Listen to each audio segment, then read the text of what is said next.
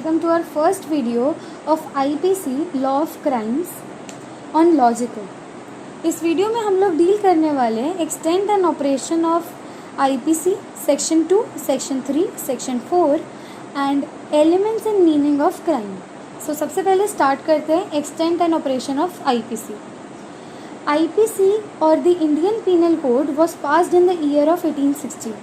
However, it came into effect from January 1, 1862. IPC का act number है 45 of 1860. The Indian Penal Code applies to the whole of India. पहले 2019 से पहले India word के अंदर Jammu and Kashmir was not included. Jammu Kashmir में अपने क्रिमिनल लॉज अप्लाई होते थे, IPC नहीं होता था। 2019 के बाद 31 अक्टूबर 2019 को ओमिट हुआ और Jammu and Kashmir was also included.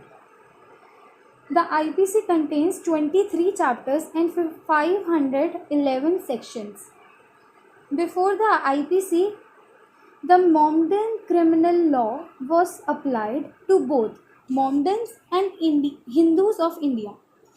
तो IPC से पहले मोमडन क्रिमिनल लॉ ही दोनों पर, मोमडन्स पर भी हिंदूज पर भी अप्लाई होता था।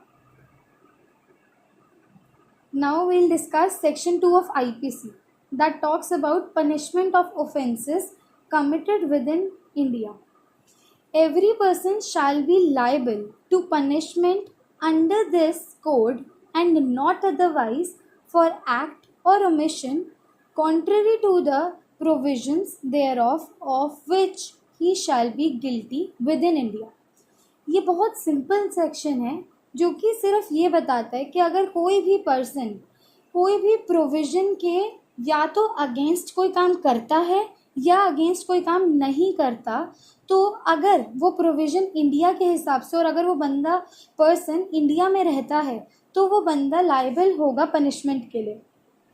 सेक्शन 2 सिर्फ इतना बोलता है कि कोई भी पर्सन लायबल होगा पनिशमेंट के लिए अगर वो कोड को या प्रोविज़न को फॉलो नहीं करता और अगर वो इंडिया में रहता है तो। Now will discuss section 3। Section 3 of IPC which talks about punishment of offences committed beyond but which by law may be tried within India। ऐसे ऑफेंसेस जो कि इंडिया के बियॉन्ड हो रहे हैं लेकिन लॉ के तहत ही हम उन्हें इंडिया के अंदर डील करेंगे। तो any person liable by any Indian law to be tried for an offence committed beyond India shall be dealt with according to the provisions of this code for any act committed beyond India in same manner as if such act had been committed within India। ये section बोलता है कि अगर कोई भी इंसान ऐसा कोई ऑफेंस या ऐसा कोई एक्ट करता है जो कि ऑफेंस है इन बाय द इंडियन लॉज और वो ऑफेंस जो करता है वो इंडिया के बाहर करा जाता है लेकिन उस पर इंडियन लॉज, उस पर्सन पर इंडियन लॉज अप्लाई हो रहे हैं, तो उस पर्सन को उसी तरीके से डील किया जाएगा जो कि कोई ऑर्डिनरी इंडिया का रहने वाले को अगर सेम ऑफेंस किया होता तो ट्रीट करते। इन शॉर्ट, अगर कोई भी पर्सन इंडिया के बाहर कोई ऐसा ऑफेंस करता है और अगर वो पर्सन लायबल है इंडिया के लॉज के लिए तो उस पर्सन को उसी तरीके से सेम उसी तरीके से ट्रीट किया जाएगा जिस तरीके से अगर वो ऑफेंस किसी और इंडियन जो कि इंडिया में ही रह रहा हो उसके थ्रू या उसके द्वारा किया गया हो। Section 4 of IPC the provision of this code apply also to any offence committed by. अब सेक्शन 4 हमें ये बताएगा कि कौन किन किन पर ये कोड अप्लाई होगा। Firstly, any person of India in any place without and beyond India. कोई भी इंडिया का आदमी सिटीज़न अगर इंडिया के बाहर भी रह रहा है या इंडिया के अंदर रह रहा है, दोनों पर अप्लाई होगा। Similarly, any person on any ship और aircraft registered in India wherever it may be. कोई भी पर्सन अगर एयरक्राफ्ट या शिप पर है जो कि रजिस्टर है इन इंडिया, तो वो शिप या एयरक्राफ्ट कहीं पर भी हो, उस पर आईपीसी, उस पर्सन पर जो कि उस पर ट्रैवल कर रहा है उस पर आईपीसी अप्लाई होगा.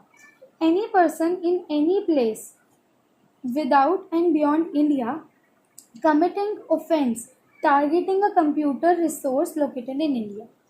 कोई भी ऐसा पर्सन जो किसी भी दुनिया के कोने से ऐसा कोई ऑफेंस कमिट कर रहा हो जिसका जिसका इफेक्ट इंडिया के किसी कंप्यूटर रिसोर्स पर पड़ रहा हो या फिर वो टारगेट हो उसका इंडिया का कोई कंप्यूटर रिसोर्स, तो उस पर्सन के ऊपर आईपीसी अप्लाई होगा, चाहे वो किसी भी टेरिटरी में हो.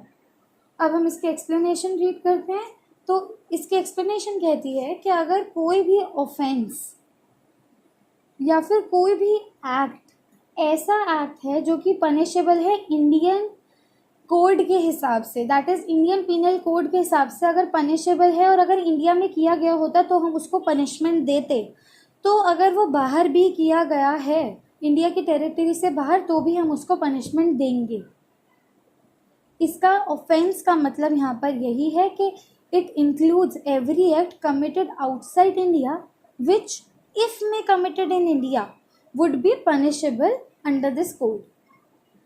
Now second explanation, the expression computer science shall have the meaning assigned to it in clause K of subsection 1 of the section 2 of Information Technology Act 2000 of 21 of 2000 year.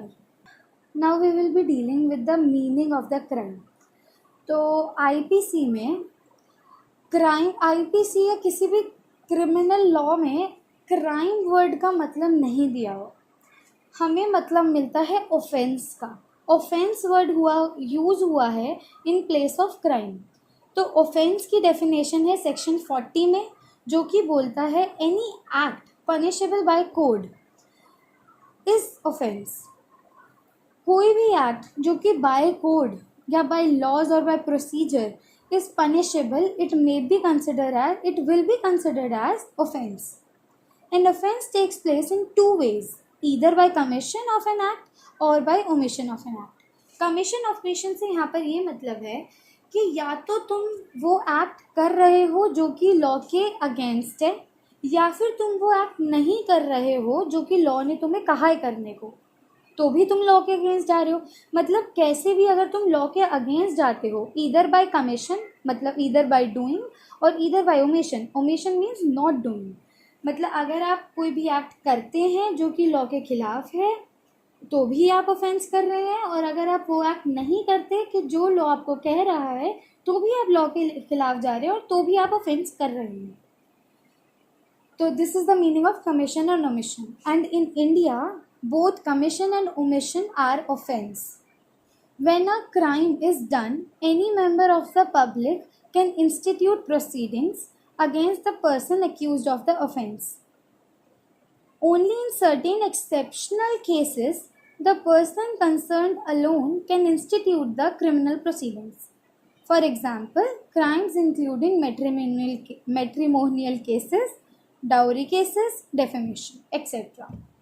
मतलब crime अगर India में कहीं होता है तो कोई भी उसके खिलाफ, अक्यूज्ड के खिलाफ प्रोसीडिंग स्टार्ट करा सकता है, लेकिन कुछ ऐसे एक्सेप्शनल केसेस होते हैं जिसमें जो पर्सन कंसर्न्ड है सिर्फ वही करेगा. For example matrimonial cases. Matrimonial cases में ज़्यादातर सिर्फ दो ही पार्टीज इफेक्ट होती हैं, वाइफ एंड हस्बैंड. तो उन दोनों वो ही कंसर्न पार्टी हैं और वो ही अपना केस फाइल कर सकती है, प्रोसीडिंग स्टार्ट कर सकती है. Now we will begin with elements of crime. There are 4 elements of crime: human being, mens rea, actus rea and injury. Firstly we'll talk about human being. तो कोई भी crime करने के लिए ह्यूमन बीइंग का होना बहुत ज़रूरी है, क्योंकि एक्ट कौन करेगा या ओमिशन कौन करेगा? एक ह्यूमन बीइंग. और किस पर होगा? एक ह्यूमन बीइंग पर. ये ह्यूमन बीइंग इसलिए डिफाइन करा गया है ताकि लोग जो भी कंसर्न्ड है वो कंफ्यूज ना हो किसी एनिमल से। जैसे कि अगर आपको कोई डॉग बाइट कर लेता है on the road, stray dog आपको कोई बाइट कर लेता है, तो आप उसके लिए आईपीसी में आईपीसी उसके ऊपर अप्लाई नहीं कर सकते हो, आईपीसी के तहत उस पर केस नहीं डाल सकते हो। लेकिन अगर सिमिलरली अगर कोई किसी का पेट डॉग आपको बाइट कर लेता है, तो आप उसके ओनर को लाइबल कर सकते हो, नॉट द डॉग। तो elements of crime, first is human being. सबसे पहले ह्यूमन बीइंग होना चाहिए जिसके खिलाफ और जो कि क्राइम कर रहा है। The first element of a crime is that it must be committed by a human. In case the crime is committed by an animal, the owner of it is tortiously liable. Secondly, mens rea. Mens rea is not an offense. Mens rea is the mental element or the criminal intent. Mens rea, as the name suggests, mens मतलब related to mental intention. तो mental intention या इल intention, अकेली intention is not the offence. Offence होने के लिए mains रिया और एक्टिस रिया को मिलना पड़ेगा, तभी एक क्राइम बनेगा। तो mains Riya is the criminal intent, it is the guilty mind. In IPC 1860 mens rea is expressed as actus non facit reum nisi mens sit rea। इसका मतलब होता है, ये जो लीगल मैक्सिम आपने अभी अभी रीड किया, इसका मतलब होता है कि कोई भी एक्ट विदाउट इंटेंशन क्राइम नहीं होता। अगर कोई एक्ट हो गया है और उसके लिए उसकी क्रिमिनल इंटेंशन ही नहीं थी, जिस पर्सन के हाथों वो क्राइम हो गया है या वो एक्ट हो गया है, तो not the right crime. But वो एक्ट अगर हो गया है और उसकी वो टेंशन नहीं थी काम करने की, तो उसको क्राइम नहीं माना जाएगा। As fundamental principle for penal liability, intent and act both must concur to constitute a crime. An act itself is no crime unless it is coupled with an evil or criminal intent. Third, actus rea. Actus rea is the act. As the name suggests, actus. So it is the action. There should be an external act. The act and the mens rea should be concerned and related. जो आपकी intention है वही आपका act होना चाहिए। और जब ये एक्ट और इंटेंशन मिल जाते, not just the intention, criminal intention, जब क्रिमिनल इंटेंशन और क्रिमिनल एक्ट आपस में मिल जाते हैं तो एक क्राइम बन जाता है। और वी कैन से जबकि गिल्टी माइंड और एक्ट साथ में मिल जाता है तो हम क्राइम उसको डिफाइन कर सकते हैं। फोर्थ और the last element is the injury. There should be some injury or the act should be prohibited under the existing law. The act should carry some kind of punishment.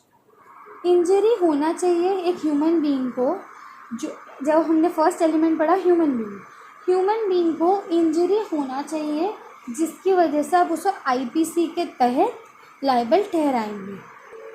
And it must be prohibited under any existing law.